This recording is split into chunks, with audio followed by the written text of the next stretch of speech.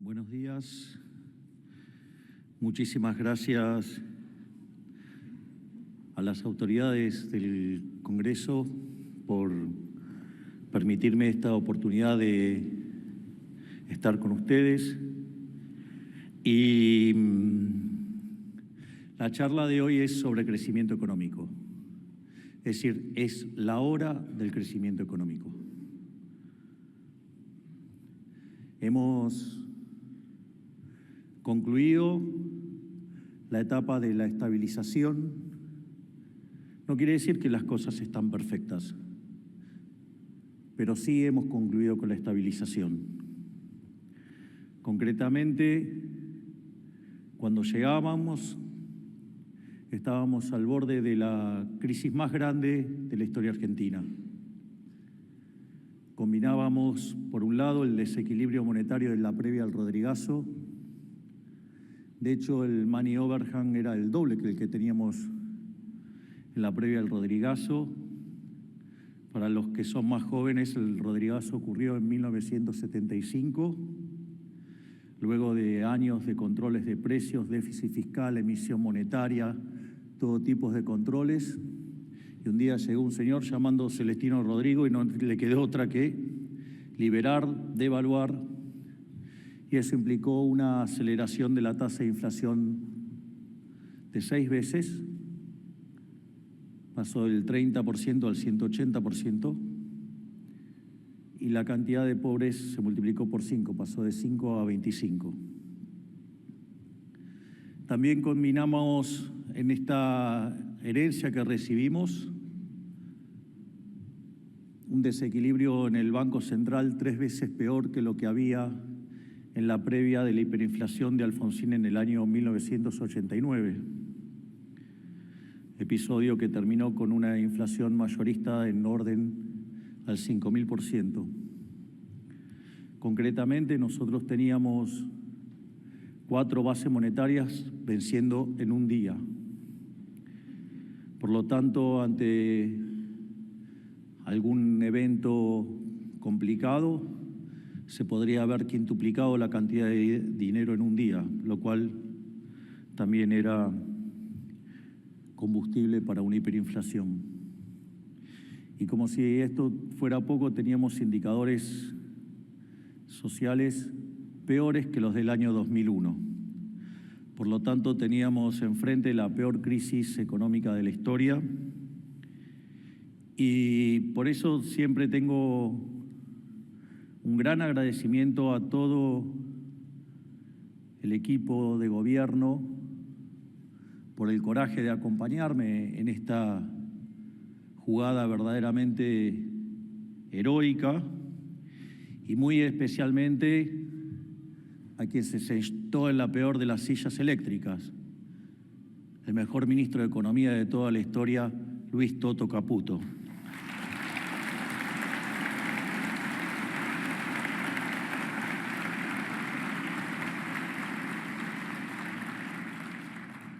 A partir de ahí, nosotros con Toto, con quien, sinceramente tenemos una relación simbiótica, básicamente compartíamos el diagnóstico de que si bien la inflación es siempre y en todo lugar un fenómeno monetario, el origen de esa emisión estaba dada por el déficit fiscal. Probablemente una de las charlas más impresionantes fue la primera charla que dio Toto al inicio del gobierno, cuando anunciaba las características del programa y mostró cómo en realidad todo el problema era fiscal. Las regulaciones vienen del problema fiscal, todas las cuestiones del entramado argentino son fruto de al no querer corregir la verdadera causa del problema, que es el déficit fiscal. Básicamente se ponían parches por otros lados. Es decir, déficit fiscal financiado con emisión monetaria. Entonces generaba inflación. ¿Qué hacían? Controles de precios. Aparecía el desabastecimiento, ley de abastecimiento. Se empezaban a perder reservas, se ponían controles de capitales. Siempre el eje central es el equilibrio fiscal. De hecho, hay un gráfico memorable que usó durante mucho tiempo el profe Espert, presidente de la Comisión de Presupuesto y Hacienda del Congreso, que tanto lucha contra los orcos y que está presente. Gracias, profesor, por estar acá.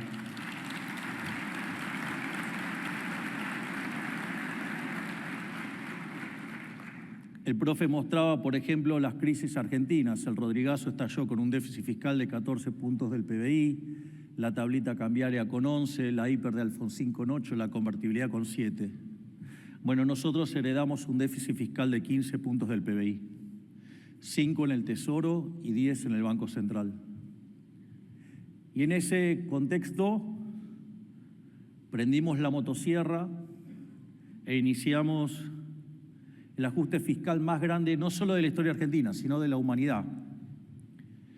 Y mientras que decían que era imposible hacer un ajuste de 1 punto del PBI, nosotros logramos hacer un ajuste fiscal. En rigor, al inicio fueron de 7 puntos del PBI, después se fueron reacomodando las partidas y terminó siendo de 5 puntos del PBI. Y después de 123 años de tener siempre déficit fiscal, fue el primer año que tuvimos equilibrio fiscal en un año y lo logramos en un solo mes. Pero también, como de manera brillante expuso recientemente Toto, eso no era suficiente. Es decir, podríamos haber hecho el ajuste fiscal y aún así podríamos haber caído en una hiperinflación por la situación que teníamos en el mercado monetario. Y ahí es cuando se empezó lo que se llama la etapa 2 del programa, que es cuando se empezó a sanear el balance del Banco Central, y en 6 meses, fruto ahora no solo del trabajo de Toto, sino del enorme trabajo de Santiago Bausili y todo su equipo, en coordinación con Pablo Quirno, lograron que en 6 meses en Argentina desapareciera el déficit cuasi fiscal. Por lo tanto, hicimos un ajuste de 15 puntos del PBI en 6 meses. Vaya que eso sí es para el libro Guinness de los récords.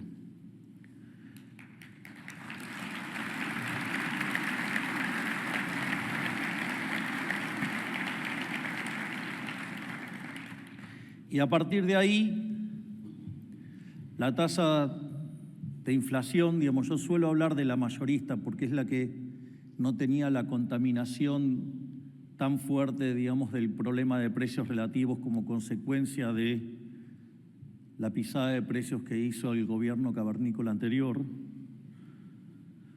Y la inflación, que estaba en el 54%,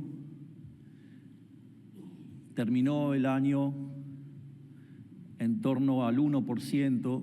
El último dato de mayorista fue 1,5%, que todavía estaba vigente el crawling peg de 1, con lo cual, digamos, uno podría decir que es una inflación del 0,5 mensual. Esto significa que la inflación pasó de viajar a niveles del 17.000% anual al 6% anual. Vaya que eso sí es un milagro también.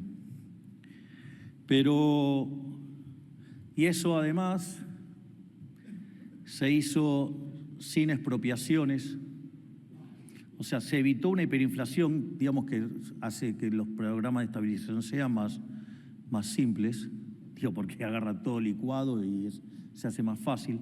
Nosotros justamente lo que tratamos de evitar fue eso, ya que eso fue lo que nos dejaron plantado para que con toda la maquinaria del peronismo en diciembre ya no estuviéramos más, digamos, a fin de diciembre cuando llegaran las fiestas. Pero no solo eso, sino que además se hizo sin expropiar. Por ejemplo, nosotros no hicimos un plan Bonex.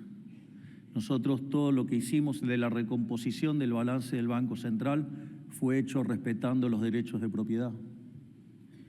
No solo eso, sino que además tampoco hubo controles de precios, tampoco se fijó el tipo de cambio, y a pesar de eso, la velocidad a la que bajó la inflación es mucho más rápida que lo que se logró en el caso de la convertibilidad, digamos, cuando ustedes miran en dólares.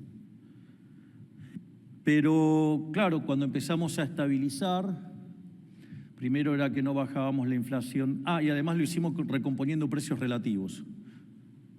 En un contexto donde las tarifas solamente cubrían 20% del costo, o la aberración que teníamos en el Banco Central de que solamente teníamos, solo de las IRAs teníamos más de 40.000 millones de dólares de deuda, con lo cual estábamos al borde de un colapso comercial externo, un colapso financiero interno,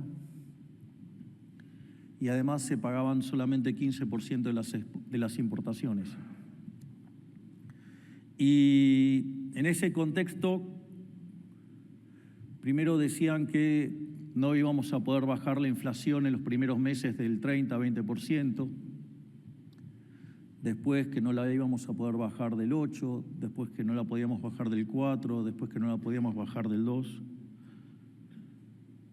Y la realidad es que cuando uno empieza a mirar los datos del último año, digo, la olimpiada del efecto del Kroll-Impec, digamos, era una inflación que estaba viajando al 1,5%. Hay un capítulo especial de lo que pasó en el mes de de marzo, no solo por la cuestión de la estacionalidad, que eso, digamos, de hecho la estimación de González Rosada muestra que ese 3,7 corregido por estacionalidad es 2,6. Pero, digamos, yo no vengo acá a llorar, sino que el problema más grave fue esa estupidez de ley que sacó el imbécil, incapaz, infradotado de Guzmán,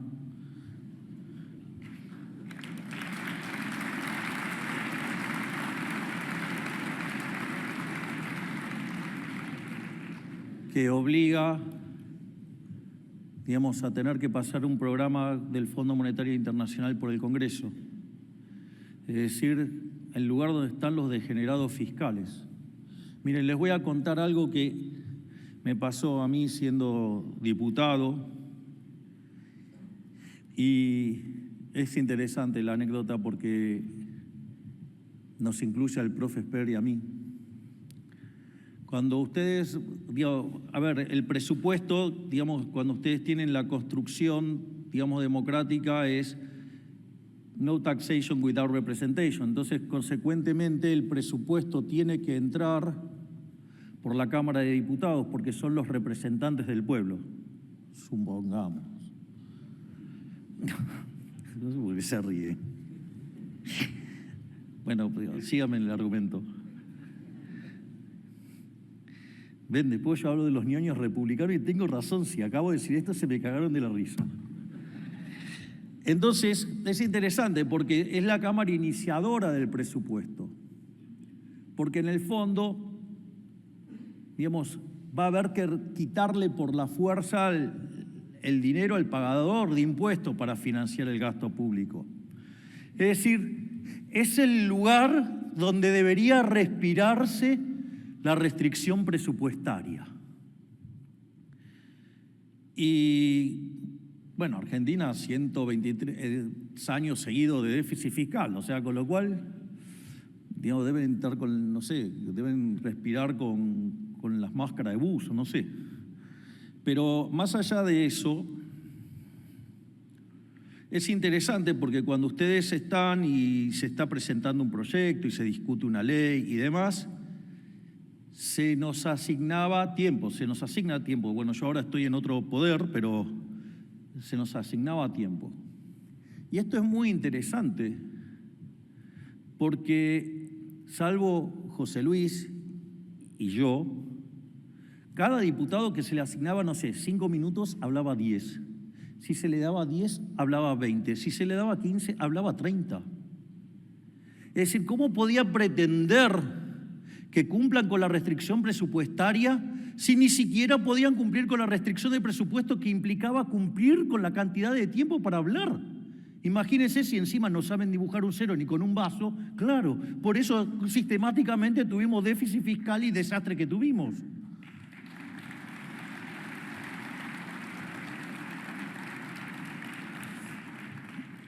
Ahora, una vez, digamos, que empezó a bajar la inflación, entonces, ¿qué nos dijeron?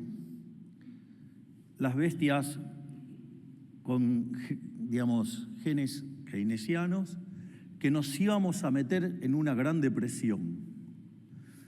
La verdad que, digamos, ajustes de la mitad del tamaño generaron caídas del PBI de 15%, con lo cual algo para decir tenían, digamos, ¿no? Digo, tampoco me voy a poner... Imagínense que cuando ustedes están en la silla eléctrica, digo, el pragmatismo tiene una dosis importante, no dejan de mirar el otro lado de la biblioteca. Y dicho esto, después dijeron que cuando empezó a rebotar la economía allá por abril, entonces empezaron a decir que esto iba a ser una L y que entonces íbamos a estabilizar, pero que iba a quedar fijo el nivel de actividad ahí.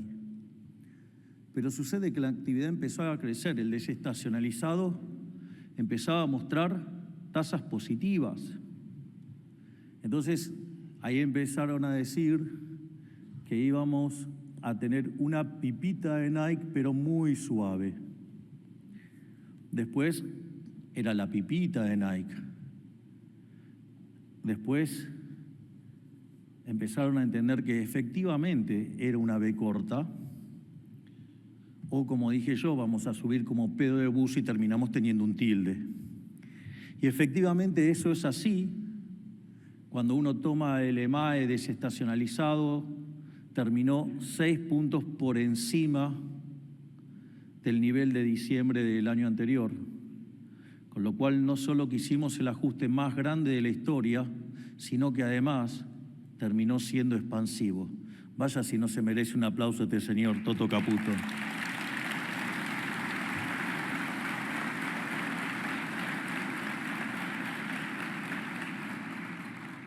Y después nos empezaron a llorar con la cuestión social, que nosotros no tenemos corazón, qué sé yo, de esas cosas que dicen.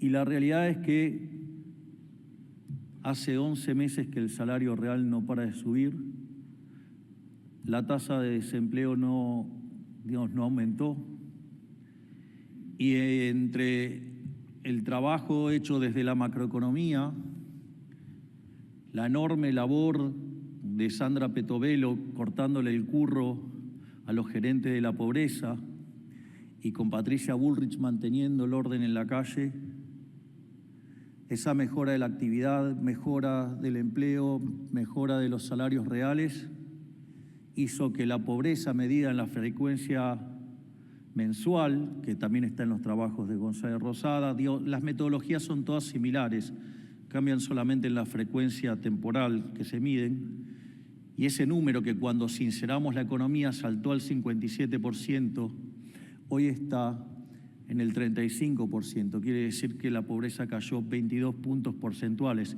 es decir, que los liberales desalmados que no quieren a la gente sacaron de la pobreza a 10 millones de seres humanos, algo que nunca había pasado en la historia argentina con tanta fuerza en tan poco tiempo.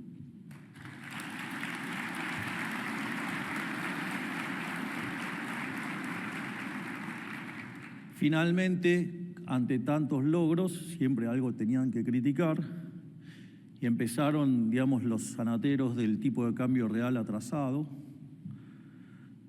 Parece que no entendían que había cambiado la lógica del modelo, que estábamos trabajando con equilibrio. Eso, digamos, los que decían yo ya la vi. No viste un carajo, digo, literalmente.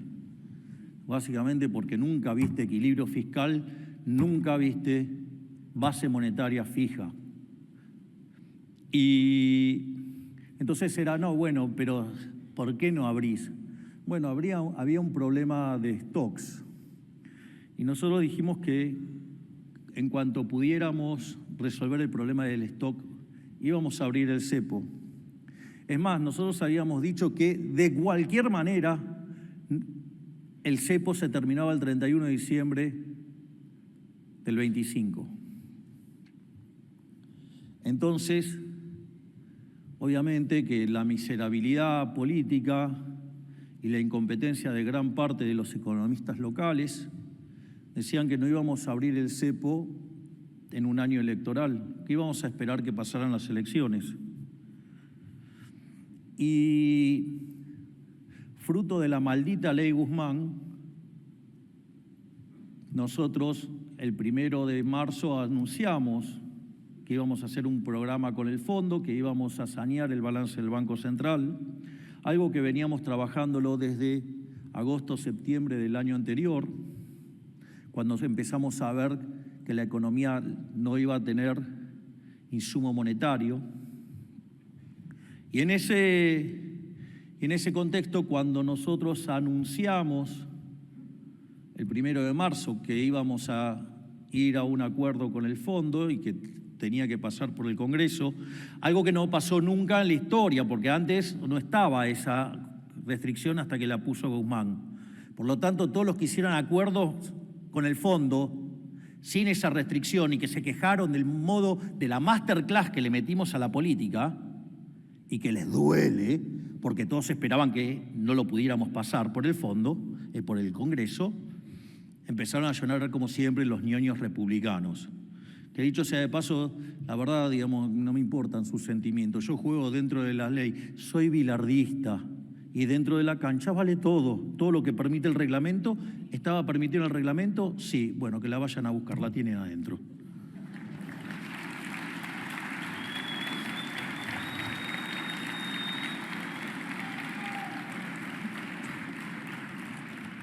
Y entonces empezaron todos los agoreros de que el tipo de cambio atrasado y que esto tenía que volar por las nubes y toda esa montaña de estupideces.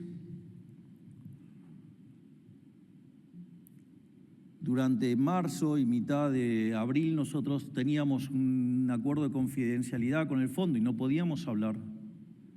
Y mientras que nosotros permanecíamos callados, mientras que las imbéciles de los periodistas decían que no hablábamos porque estábamos asustados, no hablábamos porque no podíamos soltar información.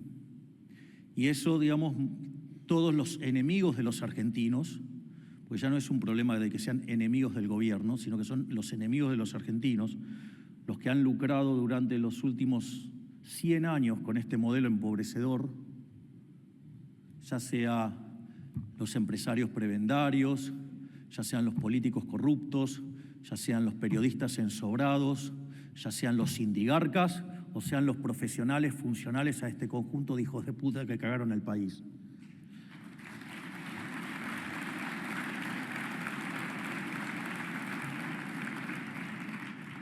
Y en ese contexto, nada, vaticinaban el peor de los resultados cuando queríamos abrir, que esto era un síntoma de que estábamos sincerando el problema del atraso cambiario. Y abrimos y nada, los laboratorios que venden adormicina están felices, con tanto dolor en los mandriles.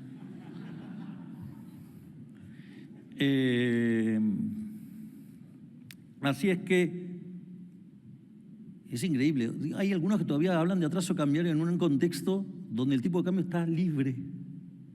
Digo, no solo que no se les dio el escenario apocalíptico de que iba a romper los 1400 y que se iba a ir no sé a dónde. Digo, la verdad es que cada vez está más cerca de la banda de abajo.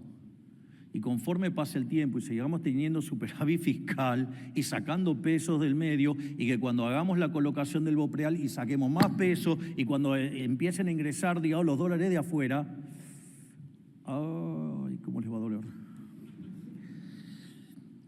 Pero todo esto, digamos, es como que hice catarsis. Digamos, y ahora, digamos, la realidad es que esto es, a partir de ahora es la única nota al pie que voy a agregar es, bueno, pero ustedes me podrían decir, ¿la inflación aún es alta? Sí, aún es alta, pero quiero decirles que la inflación a mitad del año que viene se va a terminar. Y básicamente es porque la política monetaria actúa con un rezago que oscila entre 18 y 24 meses. Nosotros hemos fijado la cantidad de dinero a mitad del año pasado. Eso quiere decir que la inflación tiene fecha de defunción y es a mitad del año que viene. Así es que ahora es el momento de empezar a pensar en crecer.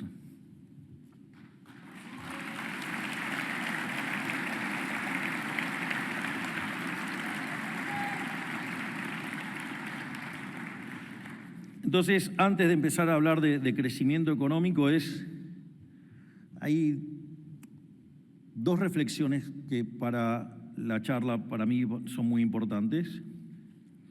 Una que tiene que ver con las crisis, que es una frase de Murray Newton Rothbard, el inventor del anarcocapitalismo, porque esto es central. Esto es central. Dice: la crisis no es económica, sino ética. Aunque su manifestación es material, su raíz es espiritual. Estamos inmersos en una filosofía deleznable, filosofía que pone al individuo al servicio del Estado, expuesto a la sombra de la coerción. Esto no es un tema menor. Ustedes saben que estamos en año electoral. Ayer, tuvimos gran festival de Doma en 2 lugares.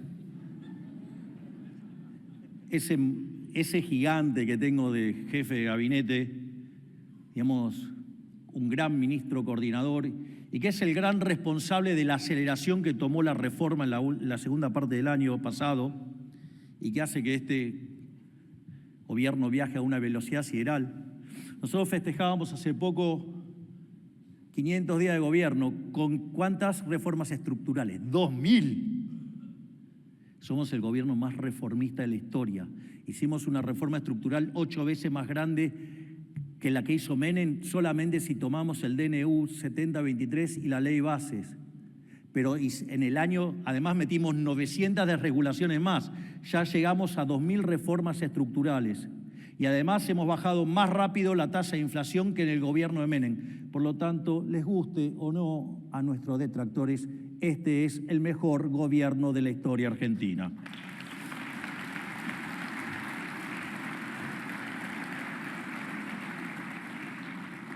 ¿Y por qué cito a Rothbard y la cuestión de por qué la crisis es de índole ética? El mejor ejemplo es el cepo. Ustedes me conocen, hace años, yo soy liberal libertario, y eso no ha cambiado en un ápice. Y en ese sentido, el cepo es una herramienta monstruosa, porque básicamente lo que hace es no permitirles que ustedes elijan en qué quieren ahorrar. Con lo cual no solo tiene efectos negativos sobre el presente, sino que además tiene efectos negativos sobre el futuro. Es decir, produce un daño intertemporal enorme, donde básicamente ustedes, con el cepo, piensen alguien que en diciembre del 2001 tenía $1.000 y 1.000 pesos. Si se hubiera quedado con 1.000 pesos, hoy tendría $1, si estuviéramos en el piso de la banda, al cual creemos que en algún momento vamos a llegar, si no tienen un poquito menos. Pero claramente les hubiera ido muy mal. Entonces, en ese contexto, eso genera un gran problema también de descoordinación macroeconómica, porque cuando ustedes fijan un precio generando un exceso de demanda, la contracara es un exceso de oferta en el resto del sistema. O sea, el exceso de demanda de divisas implica un exceso de oferta de bonos, es decir, precio de los bonos bajos y altas tasas de interés, por ende exceso de oferta en el mercado de bienes, por lo tanto la economía no crece, se estanca, entonces eso genera un exceso de oferta en el mercado de trabajo, los salarios se destruyen, ustedes tienen más pobres, más indigentes y consecuentemente, el Estado cree que tiene que intervenir y gastar más, con lo cual es un círculo vicioso. Pero además tiene otra inmoralidad. Ustedes pasan a tener más dinero que el que desean tener, el famoso money overhang. Y eso significa que es un aumento de impuestos donde ustedes están aumentando la base imponible del impuesto inflacionario, una inmoralidad total, un robo, una estafa. Y la realidad es que nosotros como liberales no podíamos permitirnos eso, pero tampoco podíamos ser tan irresponsables de dejar reventar la cuestión de los stocks. Y en ese contexto, nosotros habíamos hecho la cuenta y la realidad es que con 12.000 millones de dólares podíamos salir. Entonces, yo dije que si conseguía 15.000 millones de dólares, iba a abrir. Y ahí empezaron a decir que no íbamos a abrir porque era año electoral, que no nos íbamos a arriesgar, que no íbamos a aceptar pagar el costo de la libertad cambiaria. Y el paquete terminó siendo un paquete de 42.000 millones de dólares. Si les quieren agregar la renovación anticipada del swap de China, digamos, es más todavía.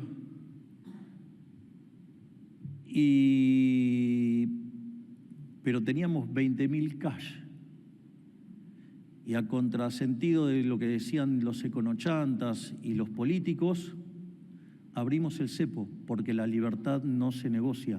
Conseguimos el stock, saneamos el Banco Central y abrimos, porque la política en este gobierno seguía por la ética, seguía por los valores morales, y eso indefectiblemente va a generar una Argentina mejor.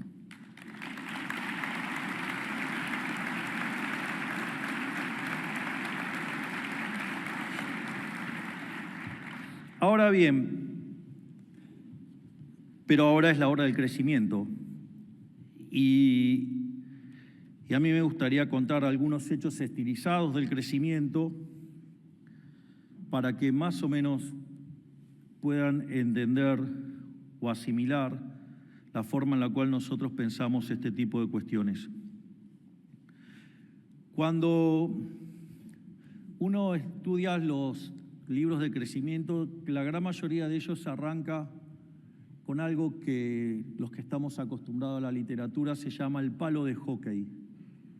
Es una serie del PBI per cápita desde el año 0 de la era cristiana hasta el año 2000, donde básicamente ustedes ven que hasta el año 1800 es una línea recta y de repente pega una vuelta y empieza a acelerar.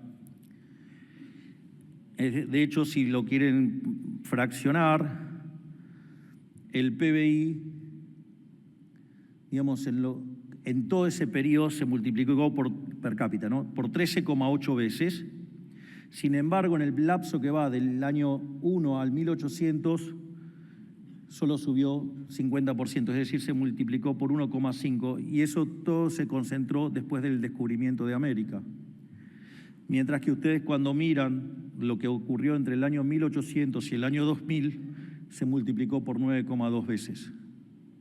Es decir, estamos viviendo un momento que es el mejor momento de la historia de la humanidad. Yo no sé dónde los zurdos ven que esto es el fin del capitalismo. Verdaderamente estos pibes, digamos, usan una que es buenísima. Tuviste bien ayer, Manuel, digamos, cuando le dijiste que te insulte un zurdo y que te diga ñoqui es un elogio. Y, digamos, y cuando dijiste que ni lo querías escuchar al otro zurdo, la verdad que...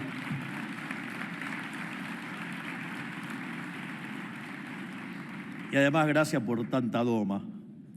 Gracias, Manuel. No se rían porque no solo, digamos, están los zurdos ridículos, digamos, hay otros que, digamos, comparten programa con el nazi de Biondini, digo, quien se autorreconoce nazi y quiere perseguir a la gente en redes sociales. Digo, lo peor de todo es que hay otros espacios que proponen lo mismo y no los asimilarían así. O gente que quiere ir por el ingreso mínimo universal. Sí, que ahí es algo bien socialista. O gente que quiere poner controles a la tasa de interés y subsidiarla, al tiempo que dicen que no hay que tocar el tamaño del Estado, de un Estado que se cuadruplicó. Hablemos de otras cosas mejor. ¿Qué es lo interesante? ¿Qué es lo que pasó, digamos, con la tasa de crecimiento en ese periodo? En el periodo entre el año 0 y el 1800, la economía mundial crecía el PBI per cápita a un ritmo de 0,02%. Es decir, para duplicar el PBI per cápita hacía falta 3.500 años. Entre el año 1800 y el 1900 saltó a 0,65. Es decir, que pasamos a necesitar 107 años para duplicar el PBI per cápita. Si tomamos la primera mitad del siglo XX, la tasa de crecimiento saltó al 1,1 y se necesitaban para duplicar el PBI per cápita 66 años. Y si ustedes toman la segunda mitad del siglo XX, la tasa es 2,1%, con lo cual pasó a demandar 33 años. Si toman los últimos números, estamos en 20 y pico de años. O sea, ¿qué es lo que uno ve? Es que la tasa de crecimiento además se acelera. Es decir, el palo de hockey se hace cada vez más empinado. La consecuencia, la contracara de esto, es que mientras que en el año 1800 vivían cerca de 1.000 millones de seres humanos, número que se alcanzó exactamente en el año 1810, el día de la Revolución de Mayo, que ahí adentro había unos cuantos anarquistas. Así que por algo nos gusta tanto la fiesta de mayo a nosotros. El 95% de la población vivía en condiciones de pobreza extrema, es decir, con menos de $1 diario. Si ustedes miraban los datos en el 2020, antes, digamos, del desastre de la pandemia, ese número había caído a 5%. Y es más, ese número, digamos, o sea, se está corriendo todo el tiempo la línea para que justamente, digamos, ir modificando el número porque, digo, ya se ha vuelto casi irrelevante. Es decir, que el capitalismo de libre empresa, a pesar de todos los ataques que hacen todos los estados del mundo, ha logrado sacar de la extrema pobreza al 90% de la población. Ahora, frente a semejante evidencia, para aquellos que están, digamos, familiarizados con los microfundamentos, lo que van a ver es que ese comportamiento de la producción, y si ustedes lo van tomando en términos de población que va aumentando, eso significa que hay lo que se llaman rendimientos crecientes. Es decir, por cada unidad de trabajo que suben, la producción sube más que proporcionalmente. Y, digamos, y ahí hay un problema, es que la teoría económica no se lleva bien con el tema de los rendimientos crecientes. Y eso es algo que es muy importante entender a la lógica de cómo nosotros pensamos los problemas de crecimiento económico. Yo no los voy a estar fastidiando con toda la historia de la teoría del crecimiento económico. Voy a trabajar con modelos muy básicos que ustedes pueden acceder y los conocen. Pero si uno piensa en la teoría moderna del crecimiento económico, en el enfoque neoclásico, el primer artículo en esa familia es el de Swan, el de Solow, y en paralelo el de Trevor Swan, que se conoce como modelo Solow-Swan, y que en el año 57 Robert Solow fue y lo testeó. Básicamente el problema es que ese modelo explicó solamente el 15%. Es decir, que un modelo donde solamente se explicaba la evolución del PBI per cápita con la acumulación de stock de capital per cápita solamente explicaba el 15%. O sea, por decirlo de alguna manera, empíricamente era bastante pedorro.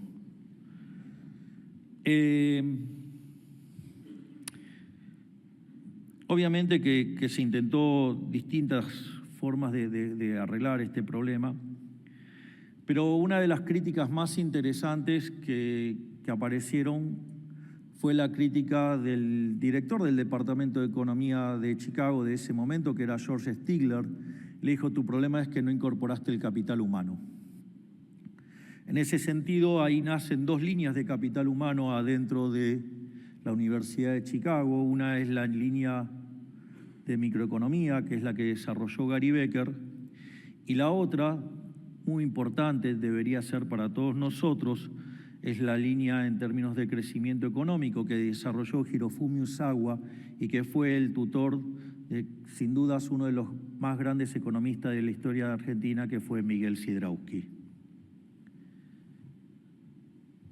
Sin embargo, cuando la profesión decidió tomar un camino, decidió no ir por ese lado y decidió ir por la idea de poner el progreso tecnológico de manera exógena. Entonces, digamos, todo el crecimiento dentro del modelo está explicado a dedo. O sea, con lo cual, digamos, eso no es un modelo.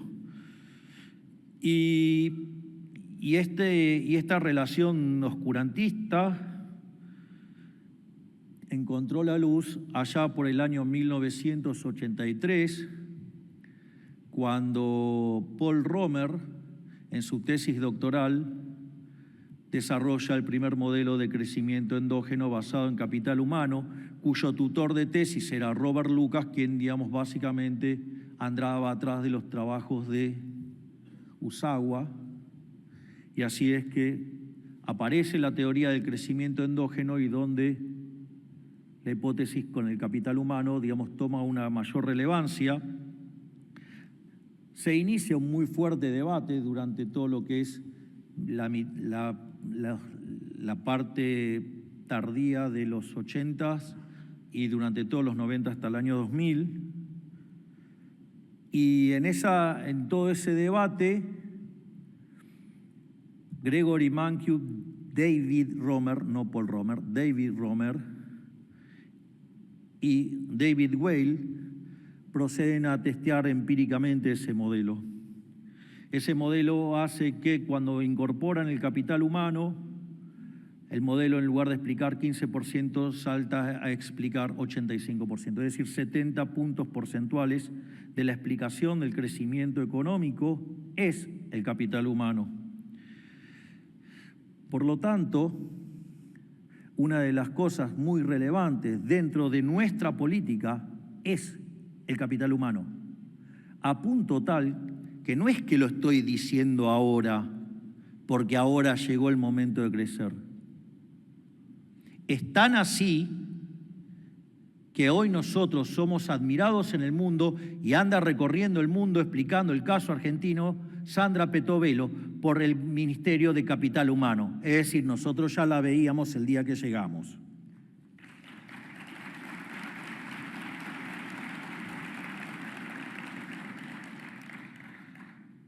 De hecho, en Capital Humano nosotros hicimos una partición muy interesante, que es el ministerio quedó particionado en 4 unidades, si ustedes quieren. Una es la que es niñez y familia, digamos, básicamente para atajarlos cuando llegan, porque si el niño no forma su capacidad intelectual de chiquito, después se hace muy difícil trabajar. Entonces, ahí aumentamos la UH, aumentamos la tarjeta alimentar. Es más, en el primer tramo pudimos duplicarlo sin gastar un peso más. Y ahí fue cuando se nos vinieron y nos hicieron la primera marcha. Y ahí es donde la doctora Bullrich puso el protocolo antipiquetes que no se lo avalaron en su anterior gestión. Y a partir de eso le ganamos la calle a los delincuentes y Argentina es un país sin piquetes.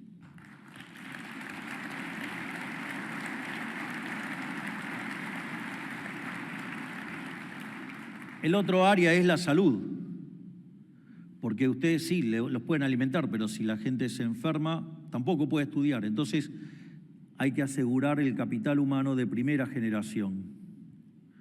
Obviamente que la otra parte tiene que ver con lo que es la educación y la recapacitación. La educación para los que ingresan al sistema educativo y la recapacitación son para los que aquellos que se quedaron afuera del sistema y tienen la voluntad de volver.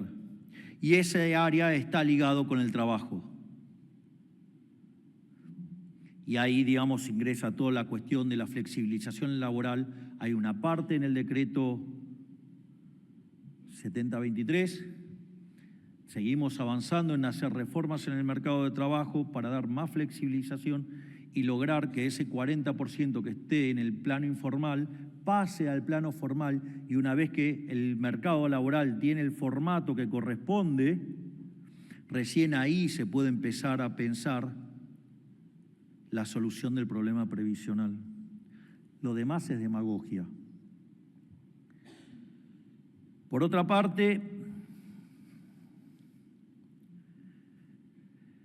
también lanzamos un nuevo plan de alfabetización. Pero entonces el tema del capital humano nosotros lo estamos atacando desde el primer día. Otro tema que para nosotros es extremadamente importante es el tema de la libertad económica. ¿Y ustedes qué es lo que ven? Que aquellos países que son más libres crecen a una velocidad que es el doble que lo que crecen los países reprimidos. No solo eso, aquellos países que son más libres tienen un PBI per cápita 12 veces mayor que el de los países reprimidos y tienen 25 veces menos de pobres en el formato estándar y 50 veces menos en el formato extremo. Por lo tanto, todas las reformas que hagan a que la economía sea libre, eso va a hacer que en la medida que avancemos en la libertad económica, vamos a tener un PBI per cápita más alto. Y básicamente yo había señalado el tema de las reformas. El DNU 7023 son 300 reformas, la ley base 500, ahí ya tenían 800 y ya con eso, digamos, ya eran 8 veces más grandes que las que había hecho Menem. Pero además metimos en la segunda parte del año 900 más, es decir, terminamos el año con 1.700 reformas. Es importante porque hace poco nos vino a ver la gente de Heritage Foundation, que calcula el índice de libertad económica, a felicitarnos porque nunca un país había hecho un salto tan grande en términos de libertad económica. ¿Y qué era lo más interesante de todo esto? Que solamente contemplaba la primera mitad del año 2024, es decir, todavía no está ahí las reformas que implica la ley bases y tampoco las 900 desregulaciones que hizo el doctor Sturzenegger. Por lo tanto, no vamos a ceder, no vamos a parar hasta que Argentina sea el país más libre del mundo. Yo les voy a contar una anécdota muy interesante y muestra el espíritu reformista de este gobierno y lo lindo que es trabajar con el equipo que tengo. Porque aparte trabajan integrados, es verdaderamente, son un placer. Pero hay algo muy interesante. En la primera quincena de enero les dije que se tomaran vacaciones y que volvieran para la segunda quincena de enero, que ahí volvíamos a trabajar. Como ustedes saben, a mí me gusta trabajar desde Olivos porque me evita tener que viajar, digamos, y ya bajo del dormitorio 6 de la mañana, 7, y con café en mano le doy hasta las 10, 12 de la noche, o sea.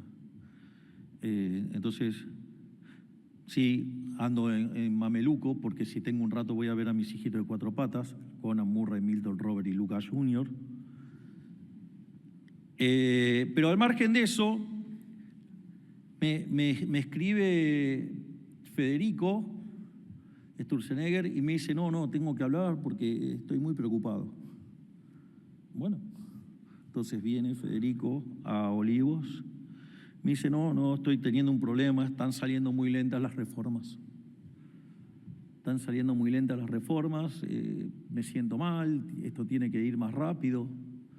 Imagínense que yo leo los tuits de Federico todas las mañanas y es, Todo el tiempo es así, digamos, o sea. Entonces, nada, digo, me sentí mal porque dije, al final soy un nabo, me estoy alegrando con poco. Entonces, bueno, me sugiere hacer algunas modificaciones en la estructura de legales, digo, para que las reformas avanzaran más rápido, darle más a esa mujer brillante, extraordinaria, que es María Irarrázaval, que es el cerebro legal de todas las reformas. Y me dice, no, dale más recursos, porque además tiene censo político al momento de hacer las leyes. Entonces, o sea, es una persona de un talento.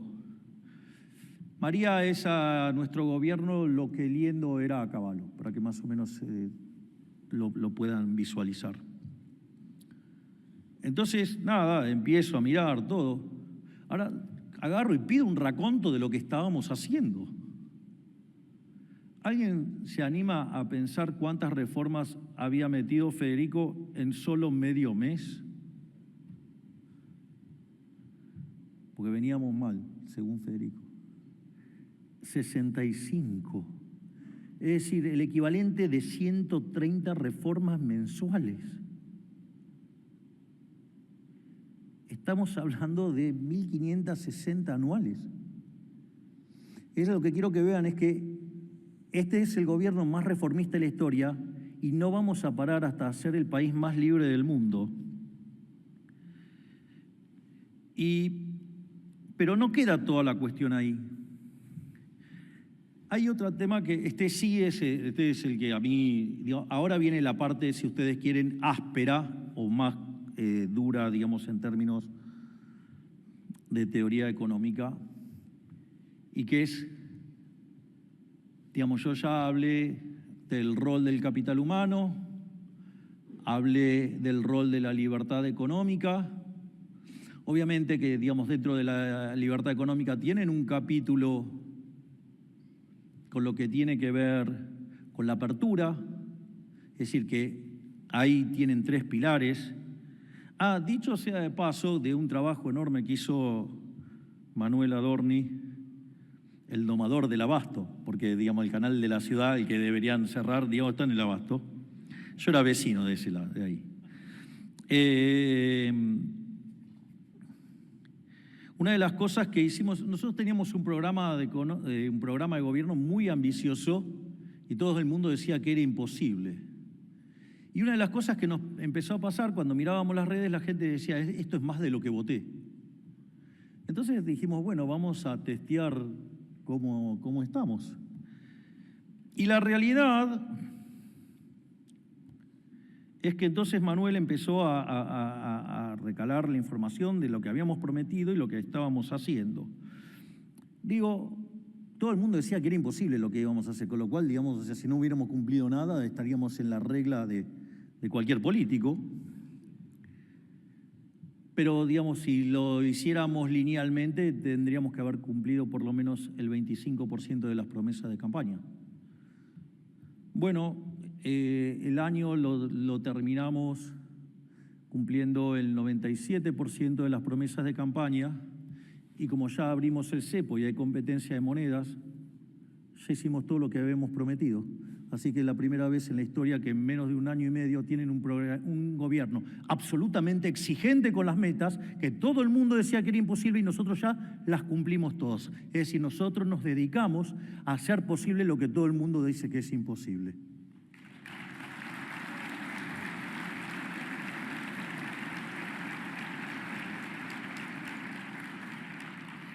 Y ahora sí voy a ir a el core central del crecimiento, que es la parte no tan tradicional y que es con la que nos estamos paseando por todo el mundo y explicándole a todo el mundo el core del crecimiento argentino. Básicamente hay algunos indicios de esto en mi reciente libro que se llama capitalismo, socialismo y la trampa neoclásica.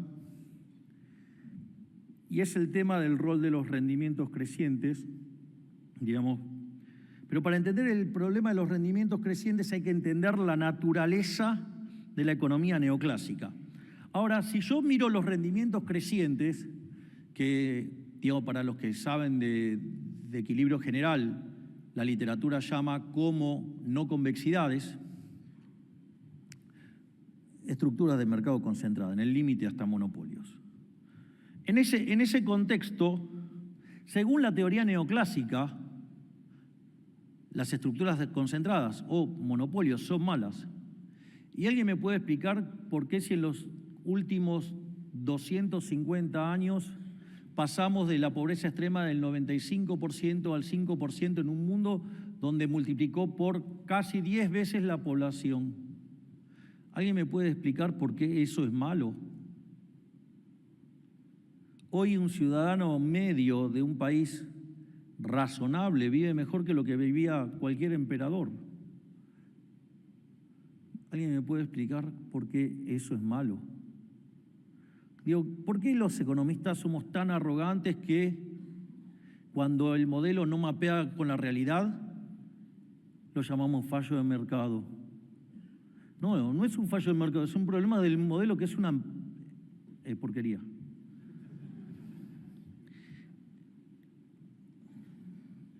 Entonces, ahora, ¿qué es, digo, de dónde sacamos que algo de estas cosas son malas?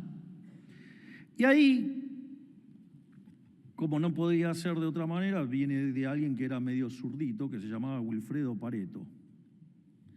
Entonces, es decir, cuando en el problema del equilibrio, digamos que originalmente estudiábamos si existe, si es único y es estable, hasta ahí, digamos, o sea, la cosa no estaba tan desviada. El problema es cuando quisimos meter el óptimo de Pareto, la eficiencia paretiana, hubo que elegir entre la fábrica de alfileres, o sea, los rendimientos crecientes, y la mano invisible, y entonces optamos por una visión matemática de la mano invisible que implicó tirar a la mierda los rendimientos crecientes, y sucede que la economía que nació, digamos, supuestamente con Adam Smith, digo, hay algunas reflexiones de Genofonte que son para alquilar balcones, pero digo, eso es, y son de 350 años antes de Cristo, pero no importa. A lo que voy es que tiramos a la mierda la fábrica de alfileres, tiramos a la mierda los rendimientos crecientes y no podemos explicar el crecimiento económico. Y supuestamente el libro de Adam Smith, ¿cómo se llama? Investigación sobre la naturaleza y la causa de la riqueza de la nación. Y lo que trata de explicar es el crecimiento económico. Es decir, que por una cuestión de preciosismo matemático mal interpretado, nos quedamos sin explicar el crecimiento económico. Es decir, porque si ustedes tienen rendimientos constantes a escala, no pueden explicar el crecimiento económico. Y eso es por culpa del maldito óptimo de Pareto. Entonces, es importante que entendamos bien qué es el óptimo de Pareto. El óptimo de Pareto es una situación donde no es posible generar ningún tipo de mejora sin que dañar a otro individuo. Es decir, ¿cuándo hay una mejora paretiana? Una mejora paretiana es cuando ustedes pueden mejorar a alguien sin joderle la vida a nadie. Entonces ustedes lo hacen y eso es una mejora paretiana. Y cuando se agota esas posibilidades de ganancia y bienestar, ya están en el óptimo de Pareto, es decir, se agotan estas posibilidades. Pero hay otra parte más complicada, es como que ustedes estuvieran adentro de la frontera de posibilidades de la producción y entonces, ¿cómo hacemos para llegar a la frontera? Pero también hay otra discusión que es a lo largo de la frontera. Digamos, y que cualquier asignación en cualquier punto de la frontera, ese punto es óptimo de Pareto. De ahí los dos teoremas de la economía del bienestar. El primero dice que todo equilibrio competitivo es óptimo de Pareto. Hay toda una discusión cómo definimos el equilibrio competitivo, digamos, o sea, se imaginan que como adherente a la Escuela Austríaca de Economía, digamos, el término no me cae simpático, pero no me importa porque, digamos, estamos discutiendo de cosas distintas. No tanto, pero bueno. Pero es peor el segundo teorema. El segundo teorema es aberrante. Y dice que es independiente de la distribución del ingreso.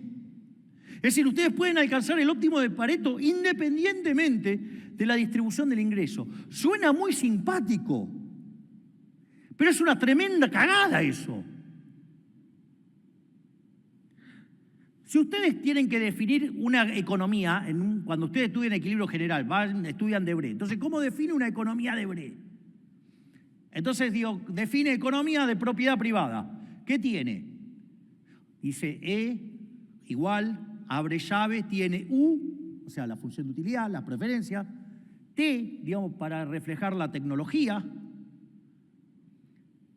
tiene OM, digamos, para representar las dotaciones iniciales, y pi igual a 1. Es decir, que los beneficios quedan todos en el sector privado. Según esto, es independiente de la distribución. Y entonces, por el teorema el segundo teorema de bienestar, yo puedo sacar pi a la mierda. Total, me da lo mismo. Y me quedo solo con las preferencias, con las tecnologías y con las dotaciones. ¿Ustedes se dan cuenta de la pelotudez que estoy diciendo? Nadie se da cuenta, nadie se pone de pie y dice, la reputa madre que te parió, zurdo de mierda. Es decir, ustedes me van a decir que es lo mismo vivir bajo capitalismo que vivir en el socialismo real. Les cuento que en el año 89 el muro se cayó y fue un fracaso en lo económico, en lo social, en lo cultural. Mataron a 150 millones de tipos. No da lo mismo. Está mal. Es falso. ¿Por qué? Porque el socialismo es imposible. El segundo teorema del bienestar es una mierda, está mal. Básicamente, ¿por qué es imposible el socialismo? Bueno, por una cosa simple, digo, sin propiedad privada no hay cálculo económico.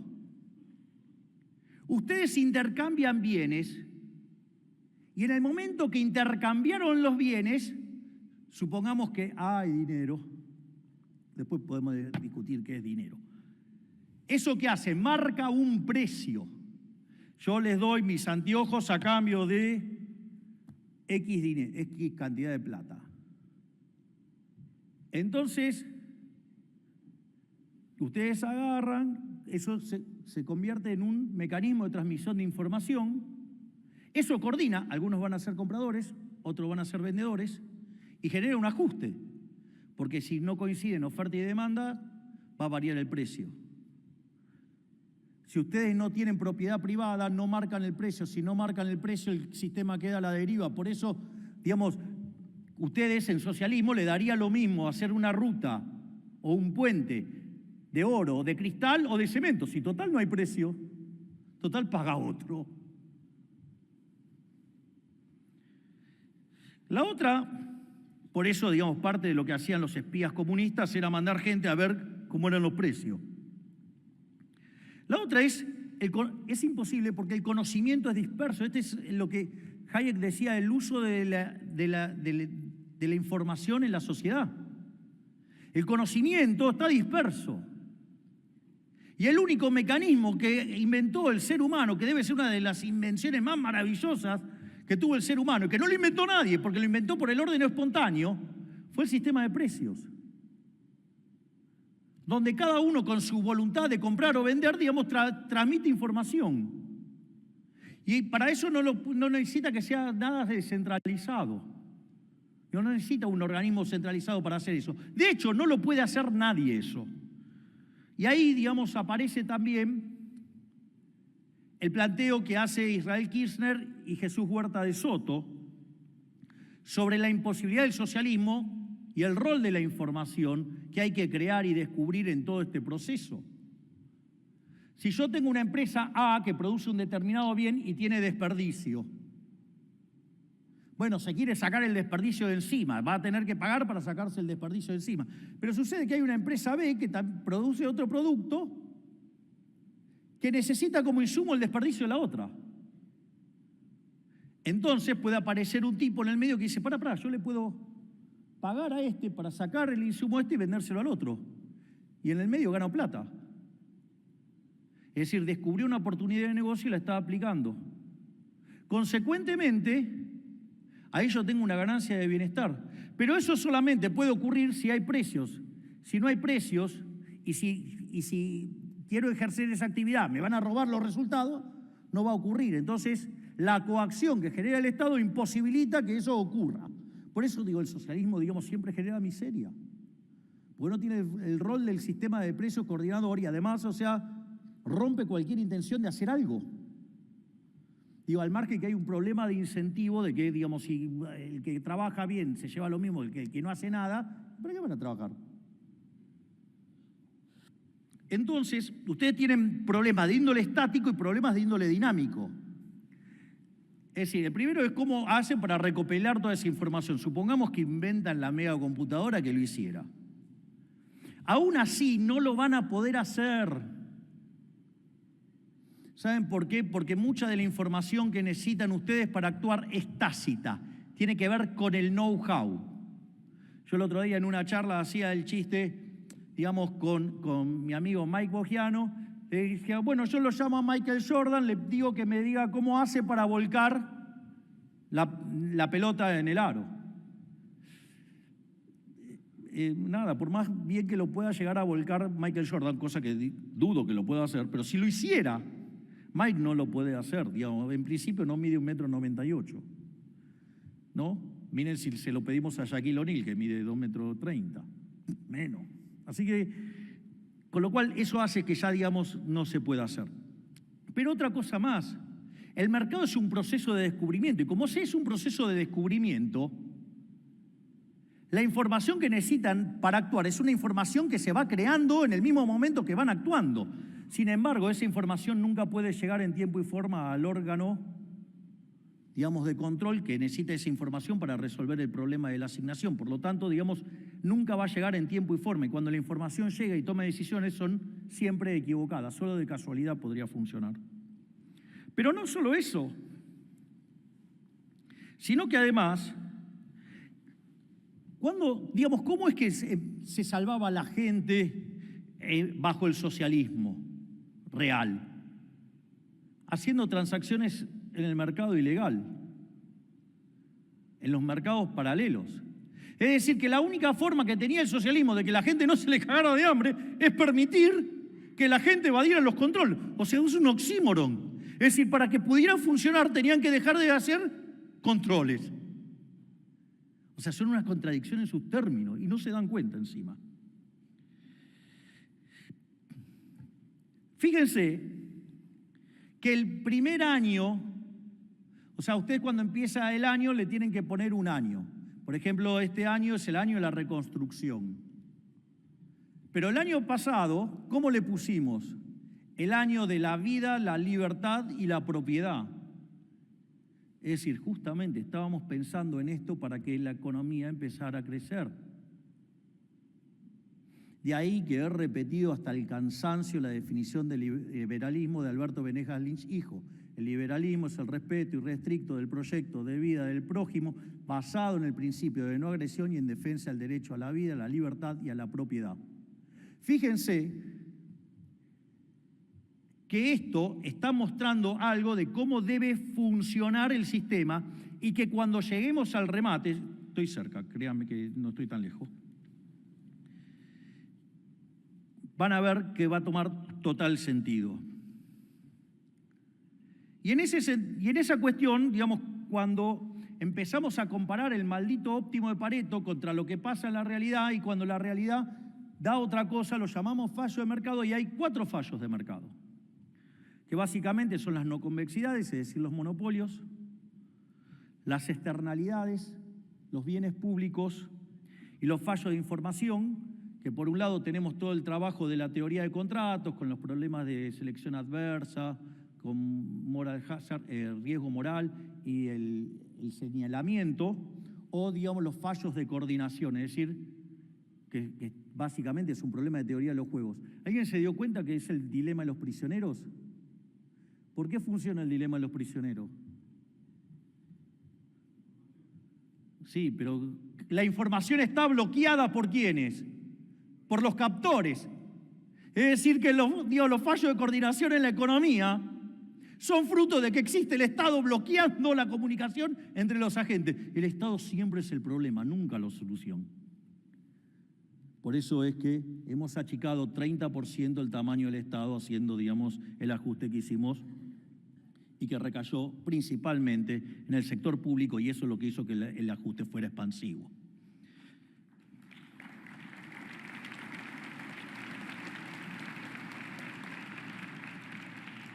Pero no voy a entrar en cada una de las discusiones de los problemas de los mal llamados fallos de mercado. Voy a quedarme con el tema de las no convexidades y con el tema del progreso técnico. Lo primero que les va a pasar con el maldito óptimo de Pareto es que no pueden explicar el crecimiento económico. No pueden explicar el progreso tecnológico. Vamos y nos ponemos en esta situación. Nos paramos a finales del siglo XIX y había un conjunto de personas felices produciendo velas. Entonces llegó un señor llamado Thomas Alva Edison e inventó la lamparita. ¿Cómo se imaginan que estaban los productores de vela? Casi tan dolidos como los mandriles. Pero tenían algo peor, no sé si tenían adermicina. Dicho esto,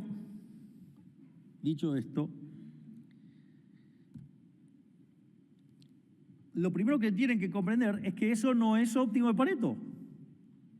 Digo, el progreso tecnológico no es óptimo de Pareto. O sea, porque ganó uno y perdieron otros. Entonces la pregunta es, che, ¿a ustedes les gustaría volver a la época de las velas por el fucking óptimo de Pareto? ¿No estamos mejor ahora con la luz, con el aire acondicionado, todo esto, las computadoras, los teléfonos y todo lo que tenemos hoy? Digo, me parece que no están odiando lo suficiente al óptimo de Pareto. No digo que sean tan malos como los periodistas, pero el óptimo de Pareto es malo, ¿eh? En ese sentido, hay un libro maravilloso que se llama La economía en una lección de Henry Hazlitt. La última reimpresión del libro, digamos, tiene prólogo mío, que cuento lo que me pasó cuando conocí el libro. Y tiene un capítulo que se llama El odio a la máquina, que básicamente se mofa de la falacia ludita y que básicamente es un problema de equilibrio, digamos, separa Henry Hazlitt, dice la primera lección, la lección es, ¿cuál es la diferencia entre el buen economista y el mal economista? El mal economista es el tipo que solamente mira el equilibrio parcial, que solamente mira un mercado y no mira las consecuencias que esto tiene sobre otros mercados y los impactos en el futuro. O sea, es un pelotudo que hace un modelo de equilibrio parcial de un solo periodo. Está lleno de esos, no se rían. Y por otro lado, entonces el buen economista es el que mira no solo este mercado, sino que mira la relación con todos los demás y no se queda mirando este periodo, sino que además contempla el impacto sobre el futuro. Es decir, un tipo que hace equilibrio general intertemporal. Entonces la realidad es, no, bueno, pero la máquina va a dejar a la gente desempleada. Bullshit. Esa persona que crea este progreso tecnológico, ¿para qué lo hace? Para ganar plata. Ahora, ¿qué hace con esa plata que gana? Mire, si agarra y se la gasta, va a generar puestos de trabajo donde la está gastando. La alternativa es que, bueno, no, ahora no va a gastar porque es un hijo de puta y la va a ahorrar. Miren, si la ahorra, digamos, eso financia la inversión en otro lado, con lo cual va a generar crecimiento y puestos de trabajo en otro lado, además de más productividad. Pero supongamos que no, entonces, si consume, hace bien. Si ahorra, hace bien. Entonces, no, tiene que ser más hijo de puta. Tiene que agarrar y meter ese dinero en el piso, lo tiene que esconder en la tierra. Bueno, están sacando dinero de la economía, por lo tanto baja el nivel de precio y lo favorece a todos. Es decir, que cuando piensan en términos de equilibrio general, todas estas pelotudeces se caen todas. Pero hay uno que el otro día decía, no, el salario mínimo tiene que ser de 2 millones de pesos. Boludo, ¿por qué no desde un palo verde? Si fuera tan fácil.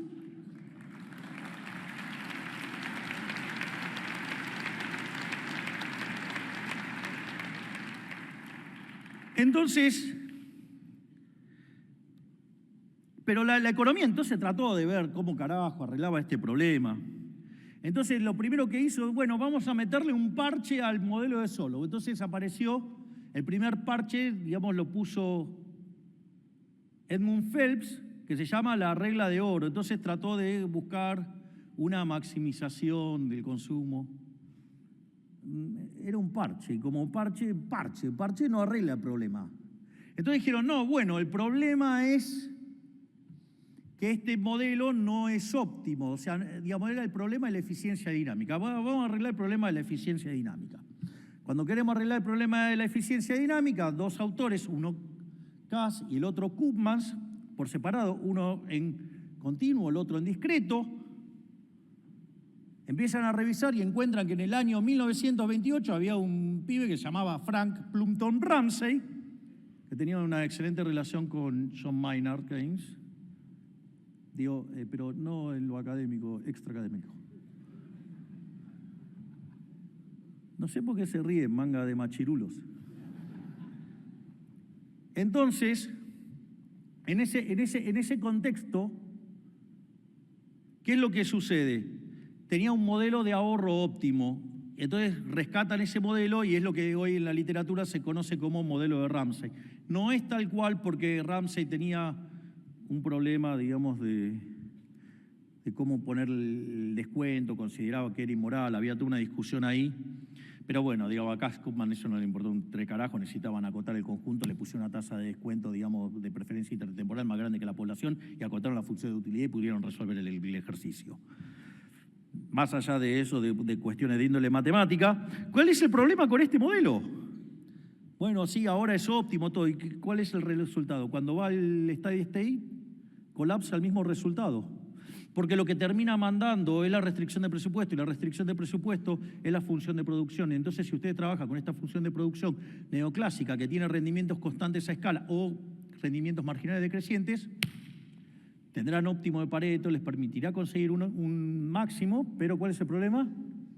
No pueden crecer. Muy lindo para la optimalidad de Pareto del modelo de equilibrio general, pero no podemos explicar el crecimiento económico. ¿Qué hacemos? Bueno, lo que nosotros hicimos fue explorar sobre un trabajo que fue el que me convirtió a mí a la Escuela Austríaca de Economía, que se llama Monopolio y Competencia de Murray Newton Rothbard. Y donde básicamente lo que dice, a ver, los monopolios no son malos, salvo que sean monopolios acorde a la definición original de Lord Coke, que decía que monopolio es cuando el monarca se ocupaba de que dentro de ese lugar solamente vendía a un tipo solo y si no lo hacía lo ejecutaba al que quería competir. Afortunadamente las costumbres han cambiado en el tiempo. Y hoy ustedes podrían tener una empresa, digamos, o sea, no sé, el mercado de celulares, 10 empresas distintas, y aparece una y hace un celular de mejor precio, con mejor calidad. ¿Qué creen que va a pasar con las 9 restantes? Van a quebrar. Y ustedes dirían que ese tipo es un mal tipo, digo, es malo, porque es monopolio. ¿Por qué no se enojan con los 9 que quebraron? No con el Este tipo es un héroe, es un benefactor social. Porque ahora ustedes pueden tener un celular de mejor calidad o mejor precio, y encima esa plata que se ahorran se la pueden gastar en otros bienes. Ustedes viven mucho mejor, con lo cual no se pierde trabajo, no se pierde nada y además todos viven mejor y tienen mayor productividad. Por lo tanto, los monopolios no son malos. Es un problema en la cabeza de los neoclásicos. Ahora, ¿cuál es el problema? Que si yo pienso en términos neoclásicos, lo que va a ocurrir es que voy a hacer ¿qué cosa cuando vea un monopolio? Lo va a regular. Y cuando ustedes lo regulen, lo van a regular para que, seguramente por base de capital, o si le quieren poner, digamos, el price cap, digamos, siempre termina colapsando, que lo tienen que hacer mapear con la base de capital, con lo cual terminan regulando por base de capital. ¿Qué quiere decir esto? Que es una regla de costo medio. Y si ustedes el costo medio tiene fondo plano o coincide, digamos, con el marginal, consecuentemente, eso les da un resultado que es, acorde a la literatura, óptimo de Pareto. Y si, digamos, piensan en términos de mercado disputable y la curva de costo medio tiene fondo plano, digamos, le da lo mismo, digo, va a dar un óptimo Pareto también. Y si no, les dará una solución de segundo mejor. Que dicho sea de paso, entonces, cuando ustedes hacen eso y regulan, ¿qué están haciendo? Lo están volviendo asimilable al equilibrio competitivo y por ende lo están asimilando a una situación de rendimientos constantes a escala. Y el día que ustedes asimilan con rendimientos constantes a escala, mataron el crecimiento económico. ¿Quieren un ejemplo de esto? La zona más regulada del mundo, Europa, está estancada, no crece. Por lo tanto, un eje central de nuestra política es la desregulación, porque en la medida que desregulamos, liberamos rendimientos crecientes. Cuando liberamos rendimientos crecientes, empezamos a crecer. Y esa es la tarea que está llevando a cabo Federico Sturzenegger y que está siendo admirada por todo el mundo y motivo por el cual Kristalina Georgieva lo incorporó como asesor del Fondo Monetario Internacional para avanzar en todas estas cosas y que es una política que está inspirando a todo el mundo.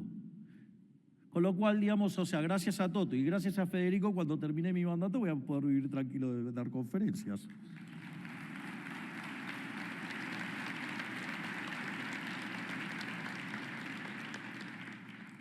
Y ahora sí, la última pastilla teórica, y es este tema de la eficiencia dinámica. Recomiendo enfáticamente leer ya sea el artículo original o el libro de Huerta de Soto, pero hay una frase que a mí me parece fenomenal, porque la eficiencia dinámica se define como aquel arreglo institucional que hace que la frontera de posibilidades de la producción se expanda lo más fuerte posible. Es decir, se corra hacia la derecha, como Dios manda, pero además, recuerden que yo soy paleolibertario, soy un anarcocapitalista, digamos, que cree en Dios, o sea, un anarquista como Dios manda. Pero, digamos, al margen de esa situación, uy, si no me pongo los anteojos, tengo explicado. Pero hay una frase que a mí me parece fabulosa, que es algo increíble. Digo, es increíble porque si ustedes entienden esta definición, pueden no saber un porongo de economía y hacer que la economía vaya por el sendero dinámicamente óptimo. Y dice, justicia y eficiencia son dos caras de la misma moneda. Lo justo no puede ser ineficiente y lo eficiente siempre debe ser justo. Fíjense que en algún momento yo hablé de cómo la política en nuestro gobierno está guiado por criterios éticos y morales.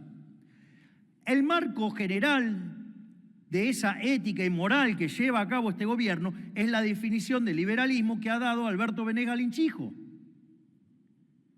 Por lo tanto, yo puedo meter a la economía en el sendero dinámicamente óptimo sin saber nada de economía, solo con hacer lo justo, porque lo justo es eficiente. Es decir, y el único sistema que cumple con estas características es el sistema, el capitalismo de libre mercado. Hay un libro hermoso que se llama Creatividad, Capitalismo y Justicia Distributiva, de un autor que se llama Israel Kirzner, con Z, no con CH, por favor. Y una de las cosas que plantea Israel Kirzner es una cosa verdaderamente deslumbrante. Dice, el sistema capitalista se lo tacha de ser injusto. Y dice, ¿saben qué? Si el sistema es injusto, no vale la pena defenderlo. No me importa que sea más productivo, no me importa que sea más eficiente. Si es injusto, no puede ser defendido. Es un gigante de pies de barro y por ende no merece ser defendido. Si yo estoy defendiendo estas ideas con tanto ímpetu es porque el libro avanza y utilizando el principio de apropiación de Locke y la idea de Hayek del mercado como proceso de descubrimiento, más todo lo que les hablé antes de empresarialidad, toda esa conjunción demuestra que el único sistema que es justo es el capitalismo de libre empresa. Remarco, capitalismo de libre empresa, no de empresarios prebendarios y amigos del poder. Por lo tanto, volvemos a la frase de Rothbard. La crisis es un problema de índole ético. Digamos, si nosotros traemos 100 años de decadencia moral, es obvio que este país se iba a hacer pelota. Y lo único que podía sacarnos de todo esto es una revolución que no es solamente económica, sino que es esencialmente y sobre todas las cosas una revolución moral. Y por eso estamos saliendo, porque hemos levantado nuevamente los valores de Occidente y por eso estamos creciendo y vamos a convertirnos en una potencia mundial de acá a 30 años.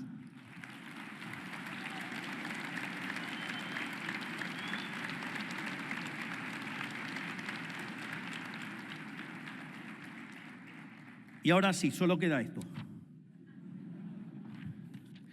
Porque parece todo muy interesante, pero dale, necesito carne. Digo, el esqueleto está bien, pero... Bien. ¿Por qué vamos a crecer mucho? El último dato dio 5,7% interanual. El desestacionalizado 0,8%, eso anualizado, dice que venimos viajando a una velocidad del 10%. El primer trimestre va a estar en torno al 6%, el segundo al 8%. El propio José Luis Daza dice, Argentina va a ser el país que más crezca en la región en los próximos 30 años. El mismo Toto Caputo dice, vamos a dejar de hablar de tasas chinas y vamos a hablar de las tasas argentinas. De hecho, en el World Economic Outlook del fondo, ya estamos segundo en el ranking. Viene primero India, después nosotros. Entonces, ¿en base a qué decimos que vamos a crecer? Punto 1, el ajuste fiscal. El ajuste fiscal de 15 puntos del PBI eran 15 puntos del PBI del ahorro que se lo comía el sector público y ahora se le devolvió como forma de ingresos a los argentinos, que lo pueden consumir o lo pueden invertir. Eso, quieran o no, digamos, va a generar mayor expansión. Cuanto ustedes más ahorren, más invierte y más se crece. El segundo punto, que no es menor, es el tema del déficit cero. El déficit cero significa que ustedes no toman nueva deuda. No, rolear deuda no es tomar nueva deuda, por favor, porque digamos, si aparece algún kirchnerista con un coeficiente intelectual debajo del de un primate, ya no está tomando deuda. Entonces es como que a veces la discusión con esa gente es complicada. Bueno, ayer, digamos, tuviste que lidiar con Santongo. Bueno, pero siente vergüenza de ser kirchnerista. Qué bien lo invocaste ahí, Manu.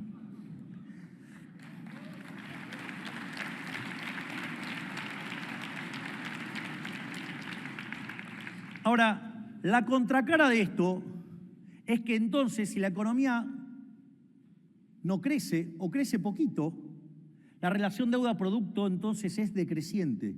Si es la relación deuda-producto es no creciente, es decir, que queda constante o cae, quiere decir que Argentina es solvente intertemporalmente. Si Argentina es solvente intertemporalmente, inexorablemente, tarde o temprano, el riesgo país se tiene que desplomar. Argentina es uno de los 5 países del mundo que tienen equilibrio financiero. Por lo tanto, más tarde o más temprano, Argentina va a ser investment grade.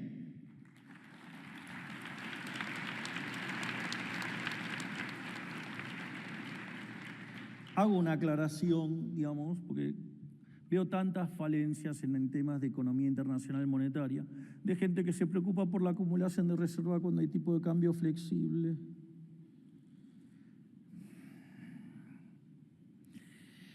No sé, los libros que yo leía no mordían. Aparte, recapitalizamos el Banco Central. Vamos a salir a los mercados porque el riesgo país ya está debajo de 700. Además tenemos un put que nos puso, digamos, el gobierno americano. Tío, pueden buscar fantasmas de verdad. Al margen de eso, digamos, aviso que la caída del riesgo país va a hacer bajar la tasa de interés. Cuando baja la tasa de interés, Ojo que los países que baja la tasa de interés, ¿saben qué pasa con las cuentas externas? Como el equilibrio interno implica una tasa de interés más alta, genera déficit de cuenta corriente. Pero como ese déficit de cuenta corriente lo genera el privado, es un problema de los privados y se resuelve en el mercado de cambio. No se dejen llevar, ya la vi, digamos, el déficit de cuenta corriente. El problema del déficit de cuenta corriente es si lo genera el déficit fiscal. Si es un problema de privados, es un problema entre privados. Digo, por favor, empiecen a sacarse los chips de esos estúpidos que hundieron a este país. O los otros, ¿no? La gente se va de viaje.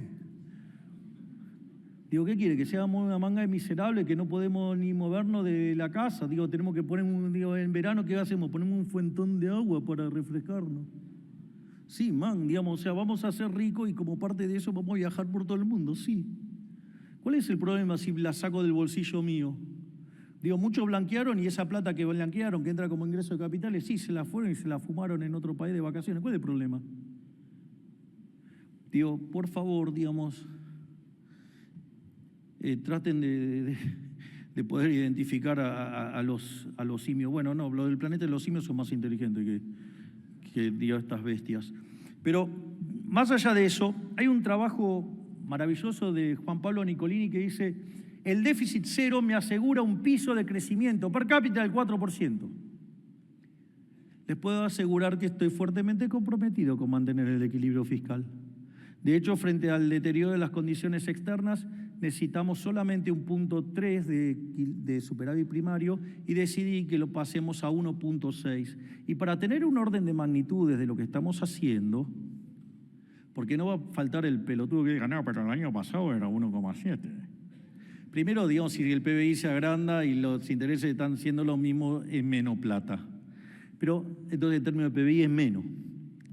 Pero más allá de eso, hay un dato que no están contemplando, es que sacamos 16 de impuestos. Uno de los impuestos que sacamos fue el impuesto país, que es 1,5 puntos de PBI, con lo cual estamos yendo a un equivalente del año pasado de 3.1.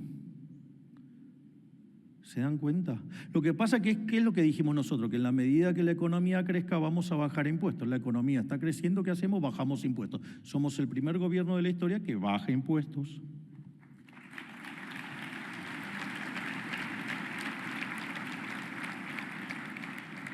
Pero como dice el profesor Juan Pablo Nicolini, ese trabajo que ellos hicieron solamente contempla el equilibrio fiscal. Pero ese equilibrio fiscal ustedes lo podrían haber hecho aumentando impuestos. Nosotros lo hicimos bajando gastos, por lo tanto tenemos más para crecer. Y tampoco contempla las reformas estructurales. Con lo cual, vuelvo a repetirlo, lo voy a decir en latín, la economía argentina va a subir como pedo de buzo. No solo eso, sino que además vamos a terminar eliminando la inflación, por lo tanto la distorsión de precios relativos que mataba el crecimiento económico también va a desaparecer. Además, estamos planeando hacer una reforma tributaria que genere competencia entre las distintas provincias. Es decir, que la gente empiece a votar con los pies. Miren cómo, digamos, en Estados Unidos, por ejemplo, Elon Musk estaba en California, se fue a Texas. Lo hizo también en Galperín. Entonces, básicamente, vamos a generar competencia fiscal. Nosotros, por ejemplo, el IVA, vamos a cobrar nuestro IVA, el IVA nacional, el provincial que se ordene en las provincias y que compitan. Quieren, digamos, más inversiones, van a tener que cobrar menos impuestos. Basta de la falta de la correspondencia fiscal. Digamos, o sea, va a haber correspondencia fiscal ahora, digamos, o sea, querés gastar más, cobrar impuestos y ponerle acá y mostrársela a tu gente, digamos, y que esos impuestos, digamos, tengan una contrapartida en gasto, porque si no, digamos, probablemente termines en la hoguera, con suerte. Entonces, y a todo esto le sumamos lo que estamos haciendo en capital humano, la desregulación hasta que nos vamos a convertir en el país más libre del mundo y además un incremento de la apertura económica.